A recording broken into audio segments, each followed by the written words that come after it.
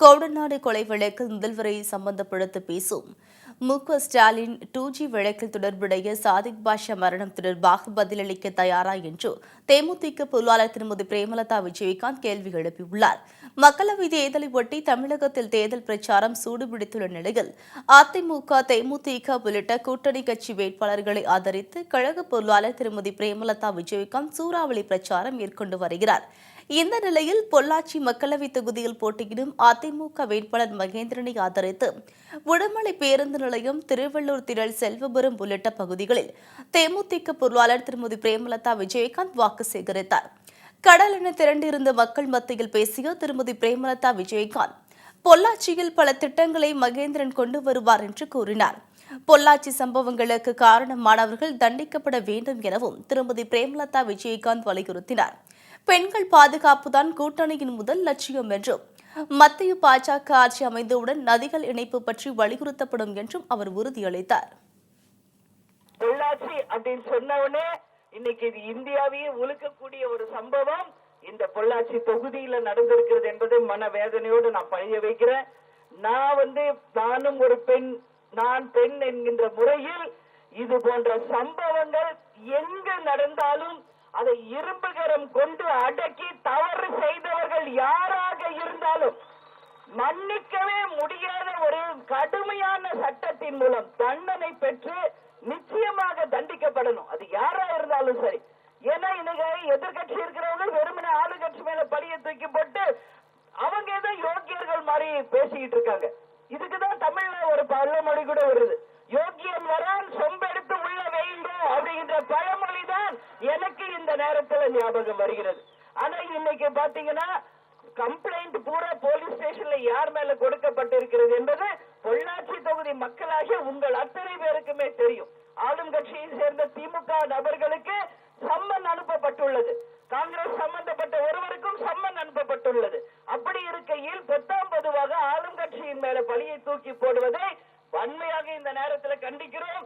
ஆனால் அதே நேரத்தில் பொள்ளாச்சி தொகுதி மக்கள் சார்பாக, தாய் குளங்கள் பெண்கள் சார்பாக அதை தவறு யார் செய்திருந்தாலும் நிச்சயமாக தூக்கு தண்டனையே தந்து அந்த கொயவர்கள் வெளியவே வர முடியாத அளவு மிகப்பெரிய ஒரு தண்டனையை கொடுத்தால்தான் இனி வரும் காலங்களில் இது போன்ற நிகழ்வுகள் நிச்சயம் நடக்காத வண்ணம் நாம காப்பாற்ற முடியும்.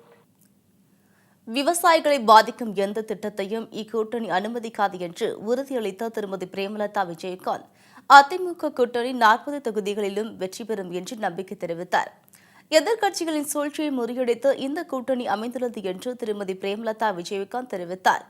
யார் பாரத பிரதமர் வேட்பாளர் என்பதை அறிவிக்க முடியாத நிலையில் எதிர்க்கட்சிகள் உள்ளதாக தெரிவித்தார். கோடநாடு கொலை வழக்கில் முதல்வரை சம்பந்தப்படுத்தி பேசும் ஸ்டாலின் 2G வழக்கில் தொடர்புடைய சாதிக் பாஷா மரணம் தொடர்பாக பதிலளிக்க தயாரா என்று கேள்வி எழுப்பினார். இந்த கூட்டணியினுடைய வெற்றி வேட்பாளராக சி மகேந்திரன் இருக்கிறார். நமது பாரத பிரதமர் வேட்பாளர் திரு நரேந்திர மோடி அவர்கள் என்பதை நாம அதிகாரப்பூர்வமாக சொல்றோம். ஆனா எதிர்கட்சியில இருக்கிறவங்க யார் பாரத பிரதமர் வேட்பாளர் என்பதை கூட இன்னும் சொல்ல முடியாத ஒரு நிலைமையில தான் இருக்காங்க.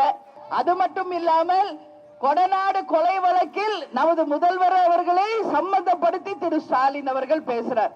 ஸ்டாலின் அவர்களுக்கு இந்த கூட்டத்தின் மூலம் நான் வைக்கும் ஒரே ஒரு கேள்வி இதுதான், ஸ்பெக்ட்ரம் ஊழலில் பாதிக்கப்பட்ட சாதிக் பாஷாவின் மரணத்திற்கு யார் காரணம் என்பதை முதலில் ஸ்டாலின் அவர்கள் ஒத்துக்கொள்ள தயாராக இருக்காரா?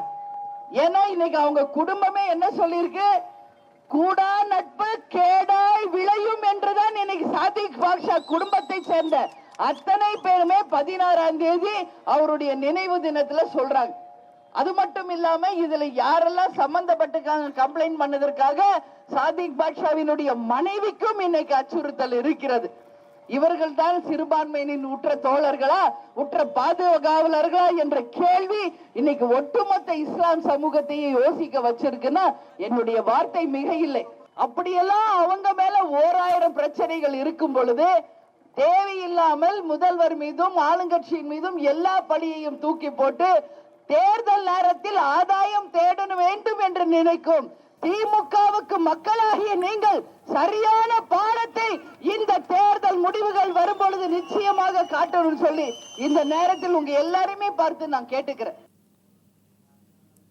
இதைத் தொடர்ந்து கோவை தொகுதியில் போட்டியிடும் பாஜக வேட்பாளரை சிபி ராதாகிருஷ்ணனை ஆதரித்து சிங்காநல்லூர், கணபதி உள்ளிட்ட இடங்களில் திருமதி பிரேமலதா விஜயகாந்த் பிரச்சாரம் செய்தார். அப்போது திமுக காங்கிரஸ் கூட்டணி ஊழல் மிகுந்த கூட்டணி என்று விமர்சித்தார். பிரதமர் மோடி மீண்டும் ஆட்சிக்கு வந்தால்தான் நாடு பாதுகாப்பாக இருக்கும் என்று அவர் தெரிவித்தார். தங்கள் கூட்டணி வெற்றி கூட்டணி என்றும் மோடி மீண்டும் பிரதமர் ஆனவுடன் விலைவாசி உயர்வு கட்டுப்படுத்தப்படும் என்று உறுதி கூறினார். ஒவ்வொரு ஓட்டையும் சிந்திச்சு நீங்கள் வாக்கு பதிய வைக்க வேண்டும். உங்களுடைய ஒரு ஓட்டும் கோவை பாராளுமன்ற தொகுதியில் அண்ணன் சிபிஆர் அவர்களை மனதிலே வைத்துக் கொண்டு, தாமரை சின்னத்தை மனதிலே வைத்துக் கொண்டு ஒவ்வொரு வாக்கையும் நீங்க அவருக்கு பதிய வைக்கணும். சிபிஆர் அண்ணன் தான் அங்க நிக்கிறார். ஆனா அவர் முகத்துல நீங்க திரு நரேந்திர மோடி அவர்களை பார்க்க வேண்டும். சிபிஆர் அண்ணன் முகத்தில் நீங்கள் புரட்சி தலைவர் எம்ஜிஆரை பார்க்க வேண்டும். சிபிஆர் அண்ணன் முகத்திலே நீங்கள் புரட்சி தலைவி அம்மாவை பார்க்க வேண்டும். சிபிஆர் அண்ணன் முகத்திலே நீங்கள் புரட்சி கலைஞர் கேப்டனை நீங்கள் பார்க்க வேண்டும். என இந்த கூட்டணி மெகா கூட்டணி, தமிழ்நாட்டை காக்க போகும் கூட்டணி. இந்த கூட்டணி நிச்சயம் தமிழ்நாட்டை இந்தியாவின் முதன்மையான மாநிலமாக மாற்றப் போகும் கூட்டணியாக மாறப்போகிறது.